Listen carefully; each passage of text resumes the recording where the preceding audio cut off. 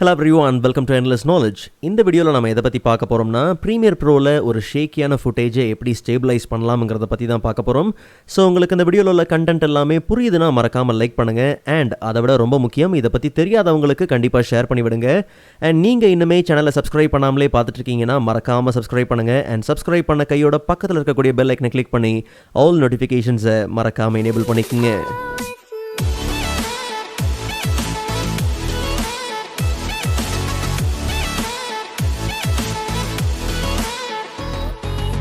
Alright, so first of all நம்ம கிட்ட ஒரு ஷேக்கியான ஃபுட்டேஜ் இருக்குது. ஸோ இதை நமக்கு கம்ப்ளீட்டாக ஸ்டேபிளைஸ் பண்ணி ஆகணும். ஸோ ரொம்ப சிம்பிள், எஃபெக்ட்ஸ் பேனலில் சர்ச்சில் வாப்னு நம்ம சர்ச் பண்ணாலே போதும். வீடியோ எஃபெக்ட்ஸ் கேட்டகரியில் டிஸ்டார்ட் ஃபோல்டரில் வாப் ஸ்டேபிளைசர் உண்டு. ஜஸ்ட் நம்ம அந்த எஃபெக்டை ட்ராக் பண்ணி நம்மளுடைய கிளிப்பில் ட்ராப் பண்ண உடனே பார்த்தீங்கன்னா அந்த கிளிப்பில் இருக்கக்கூடிய ஈச் அண்ட் எவ்ரி ஃப்ரேமையும் பார்த்தீங்கன்னா இது அனலைஸ் பண்ண ஆரம்பிச்சிடும். ஒன்ஸ் அனலைஸ் பண்ணி முடிஞ்ச உடனே பார்த்தீங்கன்னா நமக்கு ஸ்டேபிளைஸ் பண்ண ஆரம்பிச்சிடும். ஓகே, ஸோ நம்ம கிளிப் வந்து அந்த வீடியோ வந்து எந்த அளவுக்கு பெருசாக இருக்கோ அந்த அளவுக்கு டியூரேஷன் எந்த அளவுக்கு அதிகமாக இருக்கோ அந்த அளவுக்கு அனலைசிங் டைம் பார்த்தீங்கன்னா அதிகமாக எடுக்கும். பிகாஸ் ஒவ்வொரு ஃப்ரேமையும் பார்த்தீங்கன்னா அது கம்ப்ளீட்டாக என்ன பண்ணி ஆகணும், அனலைஸ் பண்ணி ஆகணும். ஒன்ஸ் அனலைஸ் பண்ணி முடித்த கையோட நமக்கு கவனித்து பார்த்தீங்கன்னா ஸ்டேபிளைசேஷன் பார்த்தீங்கன்னா நடக்க ஆரம்பிச்சிடும். ஸோ இப்போ நமக்கு ஸ்டேபிளைசிங் முடிஞ்சதுக்கப்புறம் நம்ம ப்ளே பண்ணி பார்த்தோம்னா அந்த ஸ்மூத்னஸ் பார்த்திங்கன்னா பர்ஃபெக்டாக இருக்கும். எந்த விதமான ஷேக்கினஸும் பார்த்திங்கன்னா இருக்காது. ஆக்சுவலாக இந்த வீடியோவை ஸ்டேபிளைஸ் பண்ணுற வேலை எப்படி நடக்குதுன்னா ரொம்ப சிம்பிள். ஏற்கனவே நம்ம அப்ளை பண்ண வாப் ஸ்டேபிளைசர்லேயே பார்த்தோம்னா வெரைட்டி ஆஃப் ஆப்ஷன்ஸ் உண்டு. அதில் பார்டர்ஸ் குரூப்பில் பார்த்தோம்னா ஃப்ரேமிங் ஆப்ஷன் உண்டு. ஸோ இதில் டிஃபால்ட்டாக பார்த்தீங்கன்னா ஸ்டேபிளைஸ், கிராப், ஆட்டோ ஸ்கேல் இந்த 3 வேலையும் தான் பார்த்தீங்கன்னா டிஃபால்ட்டாக நடந்திருக்கும்.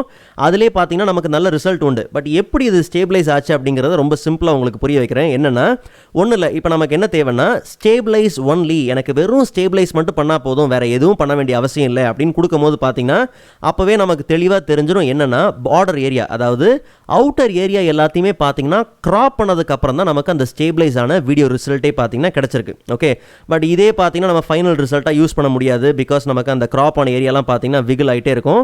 ஸோ இப்போ நம்ம என்ன பண்ணலாம், ஸ்டேபிளைஸ் ஒன்லிக்கு பதிலாக ஸ்டேபிளைஸ் அண்ட் கிராப் அப்படின்னு நம்ம ட்ரை பண்ணோம்னா ஸ்டேபிளைஸ் பண்ணியிருக்கோம். அண்ட் கரெக்டாக அந்த கிராப் ஆன ஏரியாஸ் எல்லாமே பார்த்தீங்கன்னா ஃபைனலாக கிராப் பண்ணி, அதாவது ஆக்சுவல் ஃபுட்டேஜோட சைஸே பார்த்தீங்கன்னா இதுதான். ஓகே, ஆக்சுவல் ஃபுட்டேஜோட சைஸே இதுதான், அந்த ரெசல்யூஷனே இதுதான். அதில் கரெக்டாக ஸ்டேபிளான ஏரியா மட்டும் கிராப் பண்ணியிருக்கோம். இதை நம்ம உட்காந்து மெனக்கெட்டு என்ன பண்ண முடியாதுன்னா சைஸ் அதிகப்படுத்த முடியாது. அதாவது லைக் இப்போ நம்ம என்ன பண்ணணும்னா மோஷனில் போயிட்டு அதுக்கப்புறம் என்ன பண்ணால் ஸ்கேலை வந்து உட்காந்து இன்க்ரீஸ் பண்ணுற மாதிரி இருக்கும். அப்படிலாம் பண்ண வேண்டிய அவசியம் கிடையாது. பிகாஸ் நமக்கு நம்ம அப்ளை பண்ண அந்த எஃபெக்ட்லேயே பார்த்தோம்னா ஸ்டேபிளைஸ் கிராப் அப்படிங்கிறதுக்கு பதிலாக ஸ்டேபிளைஸ் கிராப் ஆட்டோ ஸ்கேல் அப்படின்னு கொடுத்துட்டோம்னா ஆட்டோமேட்டிக்காக சைஸ் அதிகப்படுத்துகிற வேலையும் பார்த்தீங்கன்னா அதே பார்த்துக்கும். ஓகே, ஸோ அப்போ நமக்கு பர்ஃபெக்டாக வந்து ஸ்டேபிளைஸும் பண்ணியிருக்கும் அண்ட் கிராப் ஆன ஏரியாஸும் பார்த்தீங்கன்னா கரெக்டாக நமக்கு தெரியாமல் ஆட்டோமேட்டிக்காக ஸ்கேலும் பார்த்தீங்கன்னா நமக்கு பர்ஃபெக்டாக நடந்திருக்கும். ஸோ இப்படி தான் நார்மலாக இந்த ஸ்டேபிளைசேஷன் வேலை பார்த்தீங்கன்னா நடக்குது. அண்ட் இன்கேஸ் உங்களுக்கு இந்த ஸ்கேல் லெவல் பத்தலை அப்படிங்கிற பட்சத்தில் அடிஷ்னல் ஸ்கேல் ஆப்ஷன் உண்டு. நீங்கள் இதுலேயும் பார்த்தீங்கன்னா உங்களுக்கு தேவையான ஸ்கேல் லெவல் நீங்கள் என்ன பண்ணலாம், இன்க்ரீஸ் பண்ணிக்கலாம். பட் நமக்கு இப்போதைக்கு பார்த்தீங்கன்னா பர்ஃபெக்டாக அந்த 100% அப்படிங்கிறதே ஓகே தான். ஓகே, அண்ட் அதே மாதிரி பார்த்தோம்னா ஸ்டேபிளைசேஷன் குரூப். ஸோ இதில் பார்த்தோம்னா நமக்கு ரிசல்ட் இப்போ ஆக்சுவலாக பார்த்தீங்கன்னா ஸ்மூத் மோஷன். ஓகே, ஸோ இதுதான் டிஃபால்ட்டாக இருக்கக்கூடிய டிஃபால்ட்டாக இருக்கக்கூடிய ஆப்ஷன் இதுதான். ஒருவேளை நோ மோஷன் அப்படின்னு கொடுத்துட்டிங்கன்னா இந்த ட்ரைபாடில் எடுத்து கிளிப் மாதிரி ஆயிரும். ஓகே, இப்போ கவனிச்சு பாருங்கள், எந்த விதமான மோஷன் இருக்காது. அந்த கேமரா இங்கேயும் அங்கேயும் மூவ் ஆன எந்த மோஷன் இருக்காது. கரெக்டாக ஒரே ஏரியாவை மட்டும் ஃபோக்கஸ் பண்ண மாதிரி இருக்கும். கவனிச்சிங்களா, சுற்றி இருக்கக்கூடிய எங்கேயுமே அந்த right and left up and down அந்த கேமரா அந்த மோஷனே பார்த்தீங்கன்னா இருக்காது. ஓகே, ஸோ அந்த லைக் அந்த ட்ரைபாடோட அந்த ஃபுட்டேஜ் மாதிரியே இருக்கும். ஸோ இந்த நோ மோஷன் நீங்கள் எப்போ யூஸ் பண்ணலாம்னா நீங்கள் ஆக்சுவலாகவே ட்ரைபாடில் தான் வச்சு நீங்கள் கேப்சர் பண்ணியிருக்கிறீங்க. அந்த டைமில் லைட்டாக ஏதோ ஷேக் ஆயிருக்கு, ட்ரைபாடில் இருக்கும் போதே லைட்டாக ஏதோ ஷேக் ஆயிருக்கு, தட்டி அப்படிங்கிற பட்சத்தில் அப்போ தாராளமாக நீங்கள் என்ன பண்ணலாம், இந்த நோ மோஷன் அப்படிங்கிற இந்த ஸ்டேபிளைசேஷன் நீங்கள் என்ன பண்ணலாம், யூஸ் பண்ணலாம். மற்றபடி நீங்கள் கையிலே தான் வச்சு எடுத்துருக்கிறீங்க அப்படிங்கிற பட்சத்தில் தாராளமாக நீங்கள் என்ன பண்ணுங்கள், ஸ்மூத் மோஷன் யூஸ் பண்ணுங்கள். ஸோ அப்போ தான் நமக்கு அந்த பொசிஷனோட பார்த்தீங்கன்னா எல்லாமே கிடைக்கும். ஓகே, ஸோ இப்போ நம்ம ப்ளே பண்ணும்போது பார்த்தீங்கன்னா அந்த கேமரா பாருங்கள் ரைட் அண்ட் லெஃப்ட் எல்லாம் மூவ் ஆகிறதெல்லாம் பார்த்தீங்கன்னா அந்த மோஷனோட பார்த்தீங்கன்னா நமக்கு பர்ஃபெக்டாக உண்டு.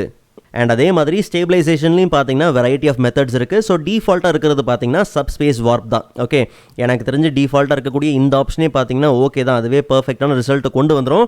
இல்லை உங்களுக்கு வெறும் எதை ஃபோக்கஸ் பண்ணுறீங்க, பொசிஷன் மட்டும்தான் எனக்கு தேவை, பொசிஷன் மட்டும்தான் எனக்கு வேணும் அப்படிங்கிற பட்சத்தில் நீங்கள் எதை ஃபோக்கஸ் பண்ணுறீங்களோ அதை மட்டும் கூட நீங்கள் என்ன பண்ணலாம், சூஸ் பண்ணிக்கலாம். பட் எனக்கு தெரிஞ்சு மோஸ்ட்டாக வந்து தேவையில்லை. சப்ஸ்பேஸ் வார்ப் அப்படிங்கிறதே பார்த்தீங்கன்னா டிஃபால்ட்டாக இருக்கக்கூடிய அதுதான் பெஸ்ட்டான ஆப்ஷன்.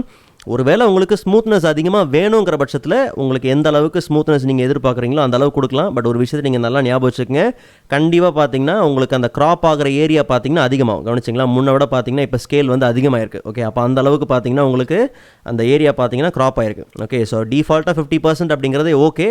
இல்லை எனக்கு வேணும், இன்னும் நான் ஃபோக்கஸ் பண்ணி உள்ளே இது பண்ணுறேன், பிகாஸ் எனக்கு தேவையான அந்த சப்ஜெக்டோ இல்லை ஆப்ஜெக்டோ வந்து சேஃபான ஏரியாவில் தான் இருக்குது, அதனால் இன்னும் நான் வந்து என்ன பண்ணுறேன், கொஞ்சம் ஸ்மூத்னஸ் அதிகப்படுத்திக்கிறேன், எனக்கு ஜூம் பண்ணாலும் பிரச்சனை இல்லை, ஸ்கேல் அதிகப்படுத்தினாலும் பிரச்சனை இல்லை அப்படிங்கிற பட்சத்தில் தாராளமாக நீங்கள் என்ன பண்ணலாம், ஸ்மூத்னஸ் அதிகப்படுத்தலாம். இல்லை எனக்கு இன்டெப்த்தாக போய் ரொம்ப அனலைஸ் பண்ணி அதுக்கப்புறம் தான் ஸ்டேபிளைசேஷன் நடக்கணும் அப்படிங்கிற பட்சத்தில் தாராளமாக நீங்கள் இருக்கக்கூடிய அட்வான்ஸ்டு குரூப்பில் இருக்கக்கூடிய டீட்டெயில்டு அனாலிசிஸ் நீங்கள் என்ன பண்ணலாம், யூஸ் பண்ணலாம். பட் நமக்கு தேவையில்லை. அண்ட் இங்கேயும் பார்த்தீங்கன்னா வந்து ஒரு ஆப்ஷன் இருக்குது, இது ரொம்ப முக்கியமான ஆப்ஷன். ஒன்று வந்து பார்த்தீங்கன்னா crop less and smooth more. Okay, ஒருவேளை உங்களுக்கு கம்மியாக க்ராப் ஆகணும், பிகாஸ் நம்ம ஃபோக்கஸ் பண்ணுற சப்ஜெக்டோ இல்லை ஆப்ஜெக்டோ பார்த்தீங்கன்னா அந்த க்ராப் ஆன ஏரியாவில் பார்த்தீங்கன்னா எங்கேயாவது வருது அப்படிங்கிற பட்சத்தில் தாராளமாக நீங்கள் என்ன பண்ணலாம், க்ராப் லெஸ் அப்படிங்கிறத நீங்கள் என்ன பண்ணலாம், கொடுத்துக்கலாம். ஓகே, இந்த பர்சன்டேஜ் லெவலில் நீங்கள் கம்மி பண்ண அந்த க்ராப் ஆகிற ஏரியா பார்த்தீங்கன்னா கம்மியாக இருக்கும். ஓகே, பட் அதுக்கேற்ற மாதிரி லைட்டாக அந்தந்த இடத்துல சின்ன ஷேக்னஸ் பார்த்தீங்கன்னா கண்டிப்பாக தெரியும். ஓகே, இல்லை உங்களுக்கு ஸ்மூத்னஸ் தான் ரொம்ப முக்கியம் அப்படிங்கிற பட்சத்தில் ஸ்மூத் மோர் அப்படின்னு நீங்கள் என்ன பண்ணலாம், பர்சன்டேஜ் லெவலில் நீங்கள் கம்ப்ளீட்டாக என்ன பண்ணலாம், இன்க்ரீஸ் பண்ணலாம். பட் நான் ஏற்கனவே சொன்ன மாதிரி கண்டிப்பாக பார்த்தீங்கன்னா அந்த பார்டர் ஏரியா நல்லாவே என்ன ஆயிரும், க்ராப் ஆகும். ஓகே, ஸோ எதை ஃபோக்கஸ் பண்ணுறீங்களோ, பட் நீங்கள் ஸ்டேபிளைஸ் பண்ணும்போது கண்டிப்பாக என்ன ஆகும்னா சுற்றி இருக்கக்கூடிய ஏரியா க்ராப் ஆகும். அது உங்களுடைய நீங்கள் ஃபோக்கஸ் பண்ணுற சப்ஜெக்டோ இல்லை ஆப்ஜெக்டோ அது பாதிக்கலை அப்படிங்கிற பட்சத்தில் நீங்கள் ஃபர்தர் ஆப்ஷன்ஸை யூஸ் பண்ணி உங்களுக்கு தேவையான சரியான ரிசல்ட்டை நீங்கள் என்ன பண்ணலாம், பர்ஃபெக்டாக எடுத்துக்கலாம்.